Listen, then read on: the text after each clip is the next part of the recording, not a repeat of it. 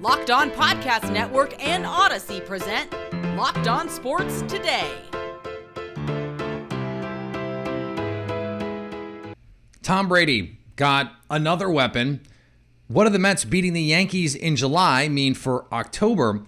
And the best landing spot for Juan Soto is in St. Louis. I'm Peter Bukowski, starting your day with the can't-miss stories and biggest debates in sports. You're Locked On Sports Today. Searching all major sports. Found. Let's start with the biggest story. Just what Tom Brady needs. More guys to throw the ball to.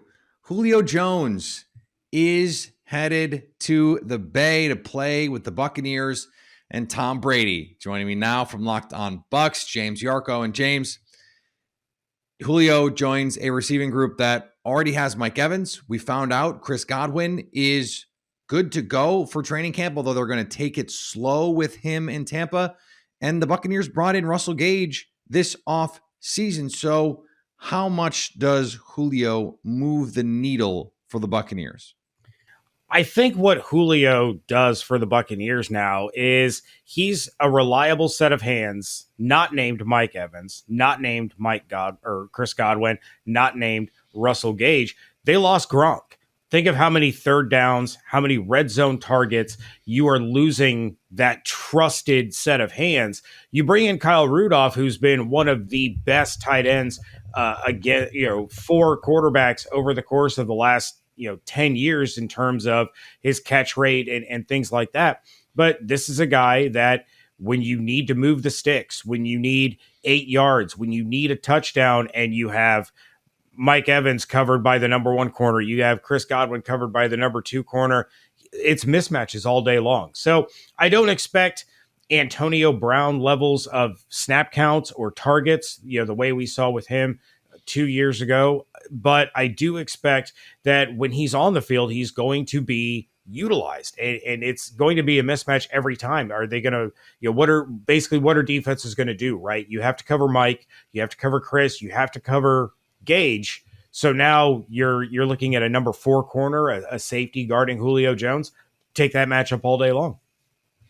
This is interesting, particularly because of the team that I cover, the Green Bay Packers. According to Adam Schefter, they were one of the other teams that had expressed some interest over the course of the process in Julio. And from my perspective, I'm going, he actually makes so much more sense in Tampa Bay than in Green Bay, because in Green Bay, he'd probably be expected to have a more featured role, something that at this point in his career maybe is not his best chance. Do you think it's fair to say that in Tampa, where teams have to deal with Mike Evans, and they have to deal with Chris Godwin, and they have to deal with Kyle Rudolph, he is actually set up for more success than he would be on most teams, precisely because he does not have to carry the load and face number 1 or even number 2 cornerbacks every rep? That's exactly what it is. I mean, Julio, he's 33 years old. Over the course of the last 2 years, he's only played in 7 games in each season. So injuries have become something that he's had to deal with. So now he doesn't have to be the guy, and he doesn't even have to be Robin to a Batman somewhere. He gets to just fit in.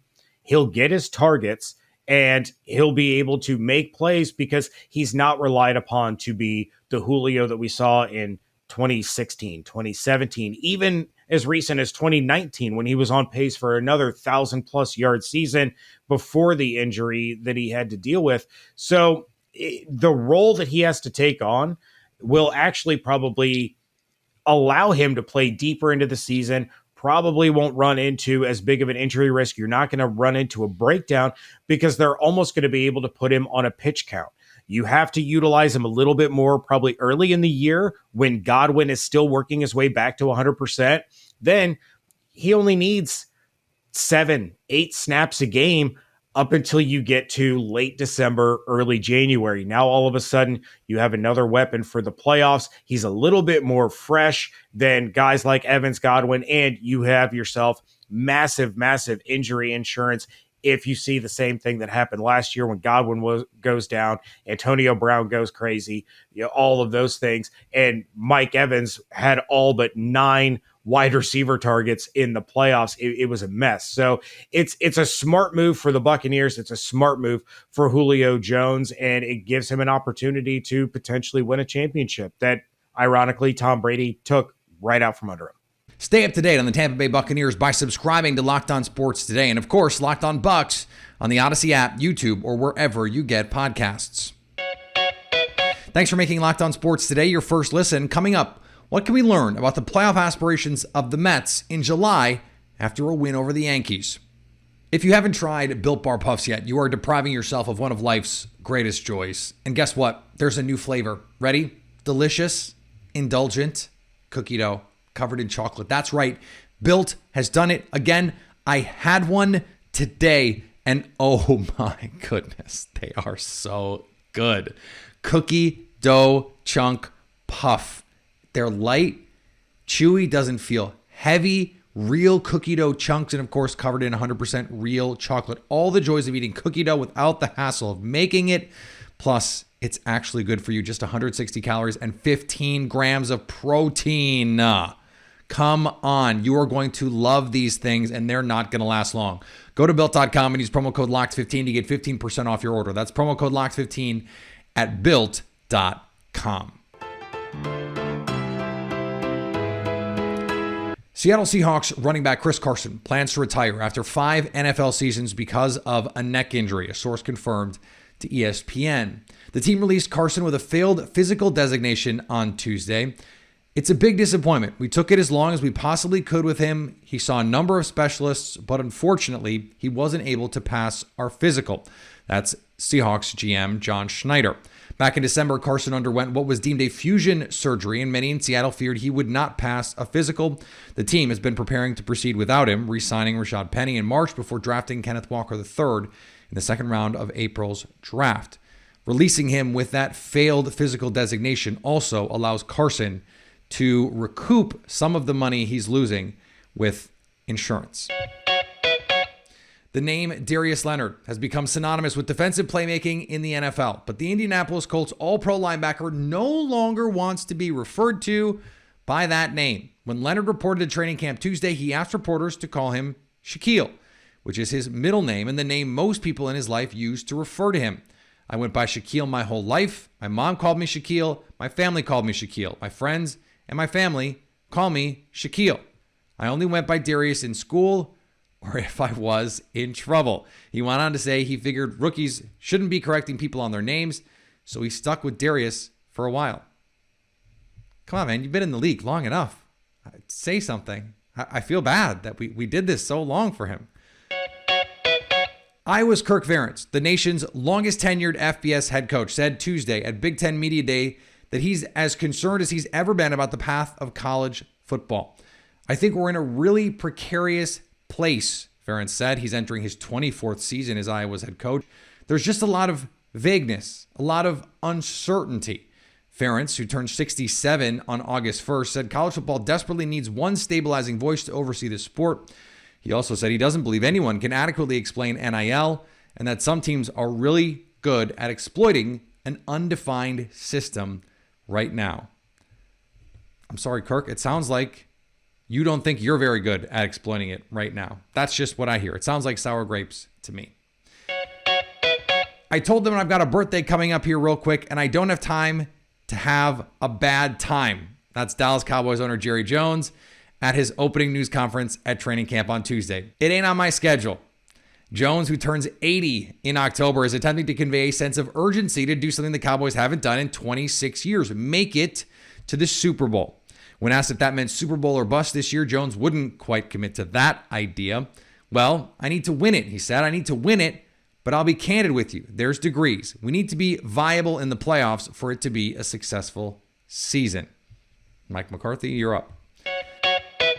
And the Baltimore Orioles beat Shane McClanahan and the Tampa Bay Rays and are now tied with the Boston Red Sox for fourth in the AL East.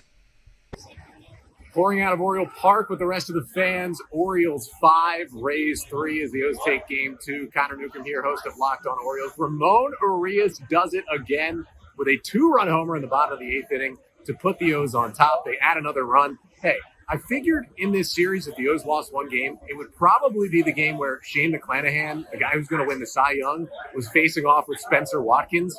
But the Orioles still win that game. Ramon plays hero. The bullpen was great. Joey Crable, 2 1/3 scoreless out of the pen. And Jorge Lopez locks it down for the W. O's back over 500 and about to be in 4th place out of the basement in the AL East. I'll recap it all coming up on Wednesday's episode of the Locked On Orioles podcast.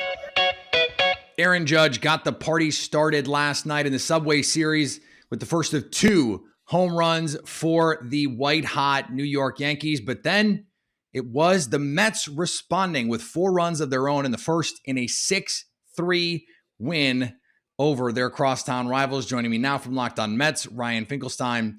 And Ryan, as the Dodgers go meteoric here in the second half, how big is a win, not just in this game, but in this series potentially for the Mets as they are trying to make a pennant push? I think you even just go back to coming out of this All-Star break. The Mets dropped the first 2 games. It's kind of a lot of panic. Looks like they're about to get swept by the Padres, another potential playoff team. Have a huge win on Sunday. And then when Starling Marte hits that home run to answer those 2 home runs the Yankees hit, it just felt like, all right, there's a game here. And the Mets just rally right back. Taijuan Walker able to kind of settle down after that first inning. That's a huge win. And what makes it even bigger is it's Domingo Germán versus Max Scherzer in game 2. So you feel like the Mets got an edge here and a chance to sweep the crosstown rival. You mentioned the pitching matchup. We can talk about the starters in a second, but I want to ask you about Edwin Diaz because this guy is absolutely unbelievable. An ERA well under 2 right now, a whip under 1. This is a team that when they have been in postseason races in the past, they've had guys like K-Rod who can close the door. It's also a franchise that has a history of blowing games late. So I'm sorry to bring that up, but that's just the reality. I know you know that. So what is the difference when you have someone like this who you feel confident closing the door at the end of these games? It's crazy because in that 9th inning, if you're a Mets fan that's watched for 26 years like I have, and you see Edwin Diaz spikes a ball where it could be at least a 1 out, if not a double play ball, you usually would panic. But with Edwin Diaz in the mound right now, I was calm. And you coming into this game, he had been striking out 51% of the batters he faces. I mean, that's insane. More than half, this guy is striking them out. He's got the nastiest slider you'll ever see. And what he's done this year is he gets ahead and he gets that first strike, and then he's just going to throw that slider outside of the zone, and you're going to get yourself out. It's been incredible to watch, and lately it's been untouchable for a month now at least. You mentioned Max Scherzer, and when you pair someone like that who can be a frontline A1 starter, we know you need pitching in the postseason to win these games. And look, the Mets and the Yankees are not going to face each other in the postseason unless we get a Subway World Series. But this is a contrast of styles, right? You have the Yankees who can absolutely mash. Now we know their pitching is still really good, but is there anything that you're taking away from a game like this, or if the series progresses like this, where you say, okay, I think the Mets have the arms in the postseason where this is a really good tensile test for them? Yeah, it's definitely something I think we've seen throughout the year. The Mets starting pitching has just been excellent. And I think right now at the deadline, they're focusing on trying to improve that lineup and maybe improve the bullpen a little bit to get another arm that can complement an Edwin Diaz. But the starting pitching is the difference. And I think this series is important, but look ahead a little bit. The Mets are going to play the Braves like 9 out of 15 games in the middle of August, the beginning to the middle of August. And I think the edge that they'll have going head to head is they have these starters 1 through 5. Everyone is a quality arm.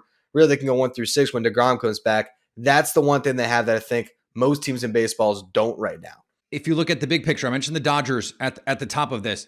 What do you think the biggest difference is between the Dodgers and the Mets right now? I think the Dodgers are just a little bit deeper, and it comes down to the lineup. It comes to the farm system. It comes to the fact that I look at them at the deadline, and last year they got Max Scherzer and Trey Turner, and I'm wondering what they're going to do this year.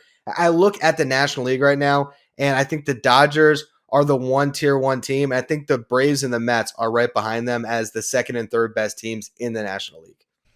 Stay up to date on the New York Mets by subscribing to Locked On Sports Today and the New York Mets podcast on the Odyssey app, YouTube, or wherever you get podcasts. Which NFL stars move the betting lines the most? Locked On has the 50 most valuable players in the NFL from the odds makers at BetOnline, and it's all on Locked On NFL. Check out Locked On NFL wherever you get your podcasts and on YouTube. Coming up, why Juan Soto would look good hitting dingers under the Gateway Arch. And here's what to look for on BetOnline, your number one spot for all your gambling needs. The favorites to land Juan Soto this trade deadline begin with the San Diego Padres. BetOnline has them 2-1 to land the home run derby champ. The Dodgers are second on the list at plus 325, and the Cardinals, who we'll talk about in a second, are third most likely to land him at plus 350. BetOnline has the next three teams like this: the Mets at 5-1, the Yankees plus 650, Seattle Mariners at plus 750. BetOnline, where the game starts. After turning down a massive contract extension offer from the Washington Nationals, signs point to Juan Soto playing elsewhere on August 3rd. Because of that, nearly every team is called Washington, but only a few teams actually make sense. Sully covers the goings-on of Major League Baseball every day on Locked On MLB, and he believes Soto is best served as a St. Louis Cardinal. He explains. But I keep thinking about the Cardinals. The Cardinals have piles and piles and piles of talent in their farm system. The Cardinals, who probably could use a starting pitcher, but imagine if you look up and they add Paul Goldschmidt, Nolan Arenado, and Juan Soto. They have players. They have a bunch of players who are ready for the major leagues now and on the way up. And for the Cardinals and their fans, winning a title and having, again, even if they don't sign Soto to the long term, you can say at least we get 3 summers with him, 3 shots at it. And one thing we've learned is players love playing in St. Louis. So you can do the whole, hey, come here. Test us out. Tell us what you think. Look, there's a distinct possibility some team I'm not even thinking about, like the Texas Rangers, is going to swoop up and do this, or the Baltimore Orioles. But there's something about St. Louis. There's something about that franchise. There's something about that organization. And their never-ending pipeline. Of players. You ever see like those shots of the Revolutionary War or the Napoleonic Wars, where it's just line after line of soldiers marching, and they would fire their muskets at the soldiers. One would fall, and another would run right up to take their place. That's the St. Louis Cardinals farm system. Listen, as a Brewers fan, I hate this idea. As a sports fan, I love this idea. Because a player like Juan Soto, who is an unbelievable talent, deserves to be on a team in contention so he can get hits in big spots. And he deserves to be on a team that loves baseball, that supports him. And look, putting my Milwaukee and my Brewers biases aside, for him to go to a place that would support him and love him like that, that would be a great thing for him. And unfortunately, a great thing for baseball. And finally, Joe Burrow will undergo surgery. Those 4 words chilled the city of Cincinnati to the bone on Tuesday until they saw the next 4 words: to remove his appendix. The Bengals fancy themselves playoff contenders as long as Burrow is under center. So any mention of him being under the knife is going to cause a stir around Paul Brown Stadium. The good news is he won't even be under the knife. He'll be under the laparoscope, and he should be back in time to not play in the first preseason game anyway. Thanks for making Locked On Sports today your first listen. Now go find your favorite team's Locked On podcast and make them your second listen. Coming up tomorrow, will we see any deals as the Major League Baseball trade deadline nears? So at least until tomorrow, stay Locked On Sports today. Locked On Podcast Network and Odyssey present Locked On Sports Today.